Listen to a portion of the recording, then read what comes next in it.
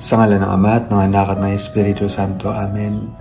Panginoon, gabayan niyo po ang lahat po ngayon ng mga nahihirapan, ang lahat po ngayon na may mga pinagdadaanan, at lahat po na mayroon pong kinakaharap na mga problema. Palakasin niyo po ang mga pinanghihinaan ng loob. Pagalingin niyo po ang mga may sakit. Pabalikin niyo po sa inyong daan ang mga nawawala. Akayin niyo po ang mga nag-iisa. Samahan niyo po ang mga nalulungkot at mga nagdurusa. Panginoon, sa kung ano pa man po ang aming mga pinagdadaanan, hindi po kami bumibitaw sa inyo pong pagmamahal sa amin. Ipagpatawad niyo rin po ang aming mga pagtataksil sa inyo. Ipagpatawad niyo rin po kapag kadalasan po kami ay nagiging makasarili. Ipagpatawad niyo rin po kung hindi po namin naiisip ang mga maraming pagkakataon na kayo po ay aming nasasaktan. Panginoon, sana po pwede lagi kami magsimula sa inyong grasya.